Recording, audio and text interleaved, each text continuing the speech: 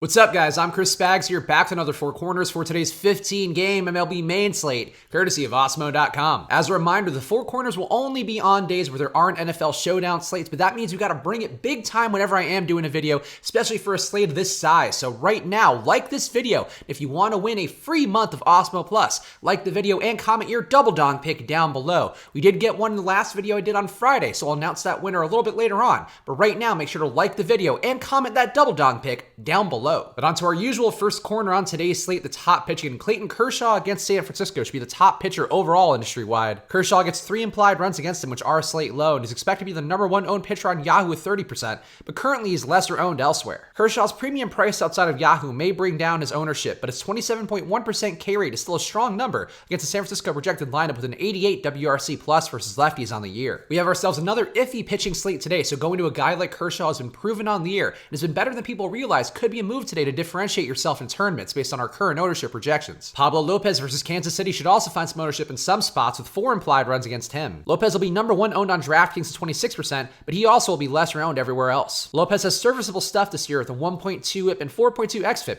His cheap price on DraftKings is appealing, but 6 hitters over a 100 WRC plus versus right-hand pitching in Kansas City's lineup is a little scary despite the pitching-friendly park. Lopez does project well, but given the high projected ownership, this could be a spot to try to get some Kansas City leverage bats if you are going to roster a good amount of Pablo Lopez. And Dinelson Lamet versus Colorado should be another guy who picks up ownership with 3.9 implied runs against him. Lamet will be number 1 owned on FanDuel with 13%, and it'll be number 3 on Yahoo at 23%. Lamet's 31.7% K rate this year jumps off the page, so even though Colorado's 23% K rate versus right-hand pitching on the year isn't a smash spot, he can be useful in a park that limits power going against Colorado's 83 WRC plus. Colorado is a less impressive team versus righties, and in a pitching-friendly park with Lamet's big strikeout ability, it seems like a nice spot to go with Lamet on the sites where his price isn't that onerous. On to our next corner, the top stacks on the slate, and a Dodger stack against Jeff Samardzija should be popular once again. The Dodgers get 5.5 implied runs, and Samardzija's limited damage well with a 1.1 whip on the year, but his left-handed batter struggles with a 238 ISO and 5.7 xFIP can be deadly versus the Dodgers. The Dodgers have smashed right-handed pitching with a 226 ISO, even though righties may have a tougher time against Samardzija's 1.1 whip and 4 xFIP versus that side of the plate. Samardzija's been decent on the year, but the Dodgers bring so much lefty power against that weakness of his, it could be a spot where these guys go off as a full stack or at least a mini stack. And a San Diego stack versus Tim Melville should also find some ownership with 5.1 implied runs for them. You can call Tim Melville Trash Mael with his 1.5 whip and 5.7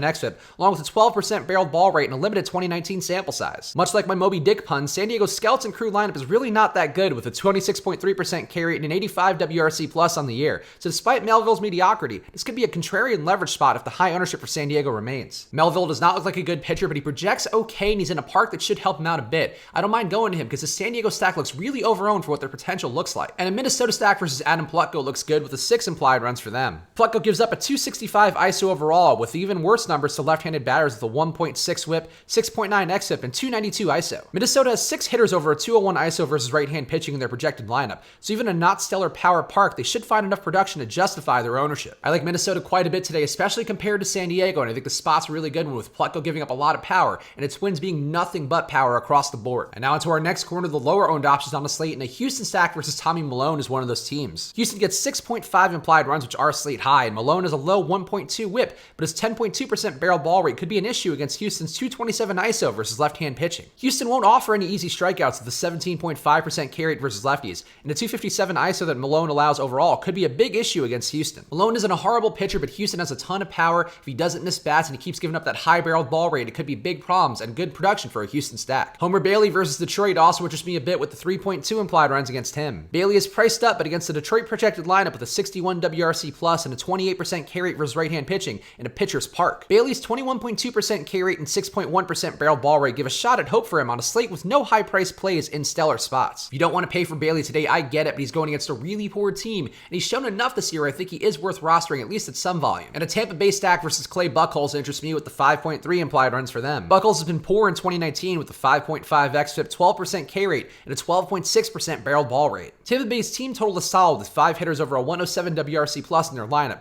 so it's a nice spot versus a possibly broken Buchholz despite the tough home park. I don't mind the prices for Tampa Bay, and with Buchholz having shown nothing this year, it could be a spot to take advantage of him at not much ownership. And Brock Burke versus Baltimore is also a bit interesting with the 4.9 implied runs against him. It's a tough park for Brock and his 15% carry, but he's been shockingly good at suppressing power in a limited sample, with a .047 ISO allowed thus far in 2019. Burke is almost definitely due for some regression, but he's pitched 6 innings per game in his limited starts, and he's going against the Baltimore team who can hit lefties but isn't good by any stretch. Burke is cheap and has shown a real ability to limit power so far. I think he could be interesting today, even though Baltimore is a team who's looking better versus lefties overall. And now onto our last corner of the one-offs, and Eddie Rosario going against Adam Plutko is one of those guys. Rosario is a 228 ISO versus right-hand pitching at a cheaper price than other left-handed batters in the lineup, going against the 6.9 xFIP and 292 ISO that Plutko allows to lefties. It's a tough call between Rosario and Kepler, but I think both these guys could have big days today. Lefties have really taken it to Plutko. I think it's a nice spot for these guys today. Jock Peterson versus Jeff Samardzija also looks like a pretty good one-off. As long as he's in the leadoff spot, Jock is worth a steep price with a 309 ISO and 138 WRC plus versus right-hand pitching, with Samardzija allowing a 238 ISO and 5.7 xFIP to left-handed batters. Jock has been jamming it whenever he's been in the lineup, and I think the spot versus Samardzija is a really good one, so hopefully the Dodgers actually play him today, unlike earlier this week. And Ben Zobrist versus Zach Davies interests me as a one-off value play. Zobrist isn't a big power guy with a 130 ISO, but in a park that helps lefty power, with Davies giving up a 192 ISO to left-handed batters, Zobrist is cheap with upside if he's in the Cubs leadoff spot. Zobrist isn't the usual power bat I would target for one-offs, but at his price in a good hitting Cubs lineup, I think this is a nice spot for him in a good hitting park as well. So there you have it. Those are my thoughts on today's slate. So right now, please like this video, and if you want to win that free month of Osmo Plus, make sure to like the video and comment your double dong pick down below. On Wednesday's video, we had a couple guys who guessed the double dong correctly, so good job by them. I'm only going to post the winner though, and that guy is going to be Gene B. Kim, who got Mookie Betts right. So Gene, email me at chris@osmo.com if you want to collect your prize for that free month of Osmo Plus.